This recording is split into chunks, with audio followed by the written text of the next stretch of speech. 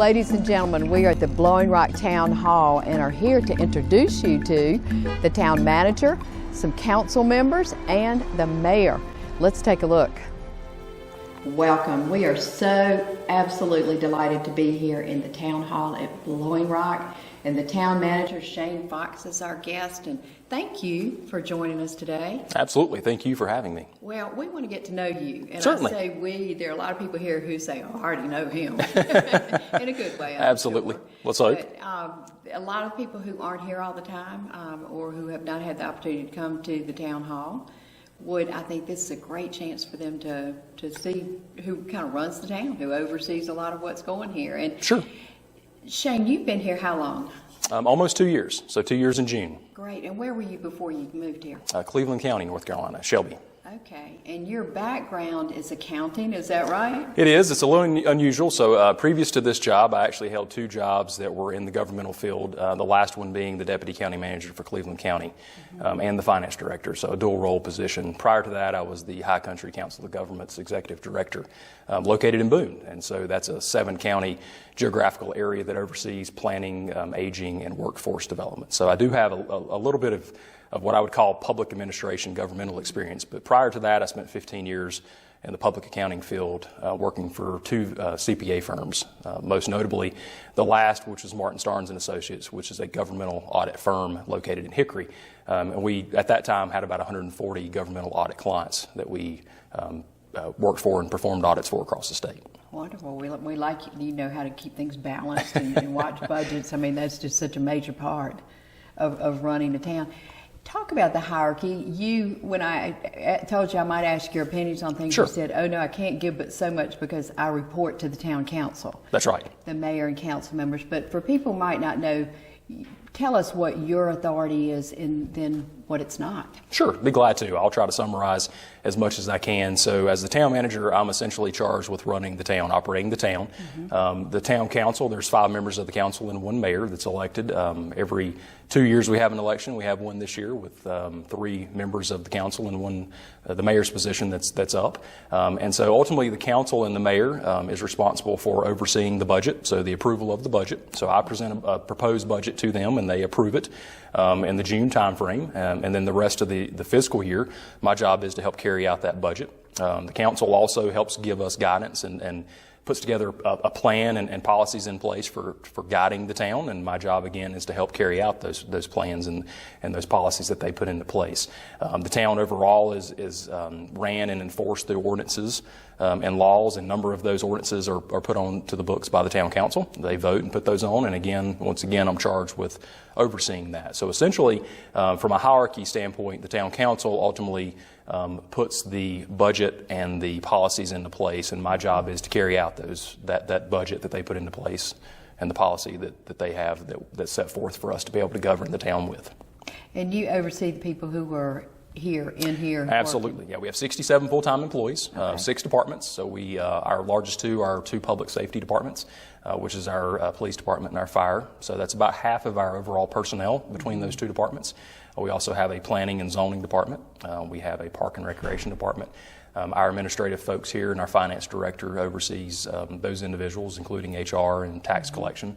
And then we also have a public works facility, which is our overall largest, if you divide up or count, I guess, the different phases they have.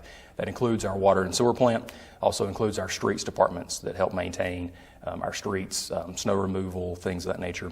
And also they also are in charge of our sanitation, our trash pickup. So a total of 67 full-time employees. In the summer we have about 30 part-time employees that oversee our summer camps. They oversee a number of our children's programs, and that's, like I said, that's about 30 individuals, I guess, in total. So at any given point, it's between 70 and 100 employees that I oversee. Thank you for joining us. We are in the Town Council building for the town of Blowing Rock, and we are speaking to a council member today, David Harwood. David, thank you for being here, and this is your first term on the town council, isn't it? It is. Thanks for having me. I'm really looking forward to this. Well, thank you. Well, it's always fun to get to know our elected officials, and first off, thank you for your service. I mean, I have run for office, and it is public service, and it's called that for a real reason, isn't it? It is, but it's a real honor too. You know, I take it very seriously, and it is a responsibility that I feel like I'm really honored to have. Well, you served on the planning board previously, and was there another board you served on too, or primarily planning? Prior to planning board, I was on the Board of Adjustments. Okay. Which was good training for going on the town council, right? It is. Board of Adjustment historically in Blowing Rock doesn't meet as much, but here lately it's met quite a bit. So my interaction slowly kind of grew. Board of Adjustments first, and then Planning Board has a monthly meeting usually, and I feel like that's really where I cut my teeth in town government. And it's such a good training ground for what I'm doing now. And you're an architect by profession, correct? That's correct. So that would be good educational background too for this. I'm kind of a code nerd, you know, so I really enjoy digging into town ordinances, building codes, things of that nature, and it just comes naturally. So that's been a really good tool to have, a really good arrow in my quiver, if you will, with when it comes to town council. And so why did you want to be on the town council? It may sound sappy, but I love Blowing Rock. Good. I really enjoy living here. We made a very conscious decision to move here, and it just felt like something I should do. There's a history of town governance in my family. In my hometown, my dad was a town commissioner. My grandfather was. My aunt is the current mayor of Baden, North Carolina. So I kind of grew up in that sense of servitude, maybe, and I just love Blowing Rock, and it's kind of my way to give back. Well, good. Well, thank you. You know, role models do make a difference, though. If one sees a family member doing something, it's kind of gets in your blood that's what we do. That probably has something to do with it. Thank you for joining us. We are really happy that Virginia Powell, who is a first-term member of the Blowing Rock Town Council, is our guest, and thank you for coming today. Really looking forward to getting to know you better. Virginia, before we kind of get into asking you a few questions, this is your first term. Right. What prompted you to want to run for public office? Well, I had people in the community ask me to run. They were interested in hearing from someone that had a family and having a council member that has young children be a part of the town voice. Just another perspective.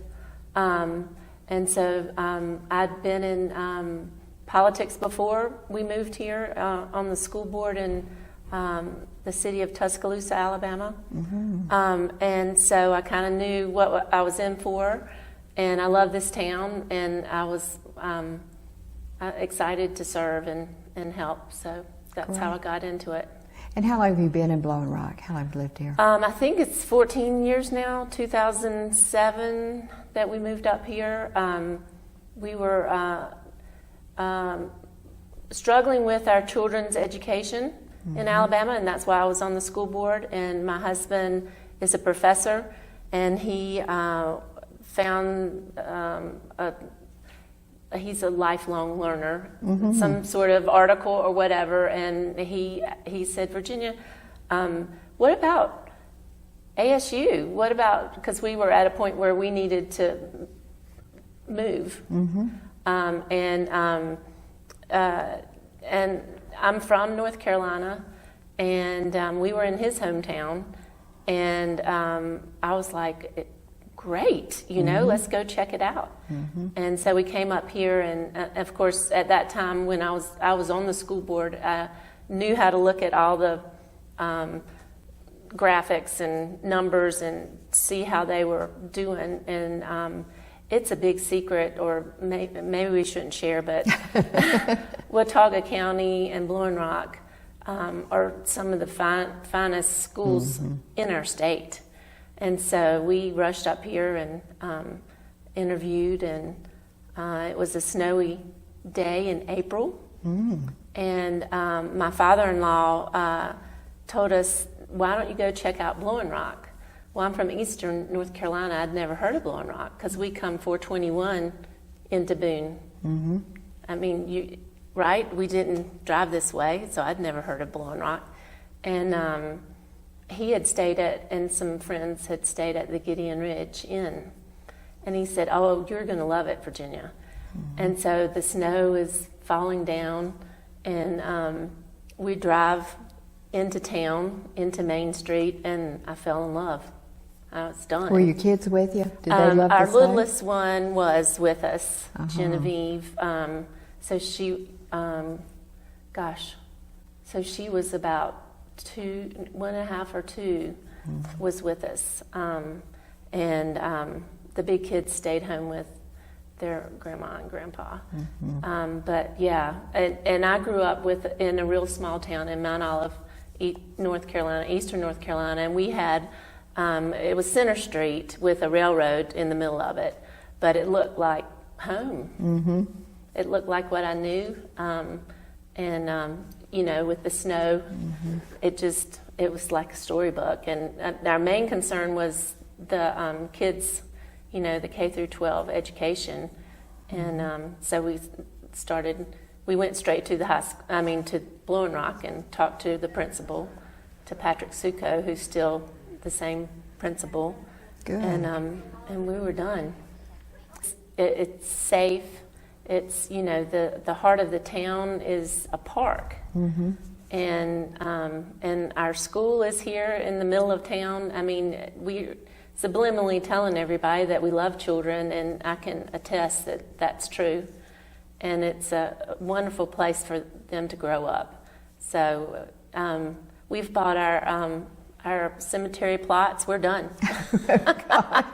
Thank you for joining us. We are delighted to have the mayor of Blowing Rock, Charlie Sellers.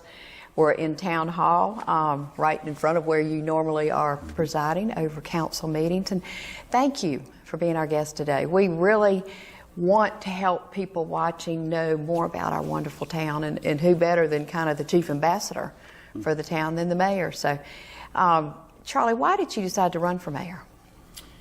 Well, if you'd asked me 20 years ago if I had any aspirations to get into politics, I would have said no. I've been in corporate America for years, since I left here.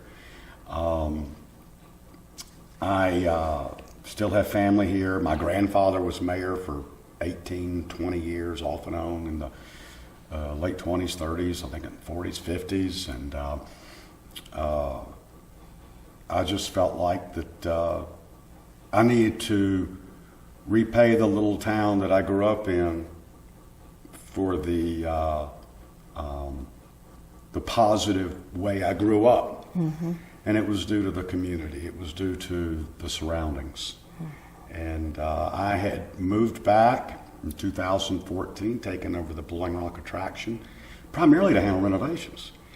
And I just, I felt like, and had people say, you know, you ought to run for mayor or council.